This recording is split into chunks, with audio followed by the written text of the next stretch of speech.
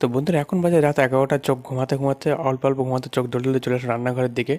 তো হঠাৎ মনে পড়া খরগোশ খেতে দিতে হবে, সঙ্গে ছুরিটা নিয়ে নিলাম বন্ধুরা, দেখতে পাচ্ছ। তারপর ফ্রিজটা খুললাম, দরজাটা ডিক্কিটা উঁচু করলাম, দুটো গাজর নিয়ে নিলাম, দেখতে পাচ্ছ বেছে বেছে দুটো গাজর নিয়ে নিলাম। এই যে গাজর, একটা বড় সড়ো আলু নিয়ে নিলাম, আর সেই দুটো গাজর নিয়ে নিলাম, সাথে ছুরিটা নিয়ে নেবো। এই সেই ছুরিটা দিয়ে এবার গাজরগুলো ভালো করে কেটে নেবো। তো গাজরগুলো আমি কেটে নিলাম, সাথে আলুগুলো কেটে নিলাম। তো এবারে সব দেবো ওদেরকে খেতে, ওরা তো অনেক অপেক্ষা করছে আমার জন্য। ততক্ষণ তোমরা ভিডিওটা দেখতে থাকো, অবশ্যই ভিডিওটা ভালো লাগতে চ্যানেলটা নতুন হলে চ্যানেলটা সাবস্ক্রাইব করে দেবে, ভিডিওটা লাইক করে দেবে, শেয়ার করে দেবে। দেখো ওরা আমাকে দেখে কত আনন্দ করছে, অনেক মজা পাবে, কারণ ওরা গাজর খেতে অনেক ভালোবাসে আর আমি ওদেরকে অনেক যত্ন করি, অনেক ভালোবাসি।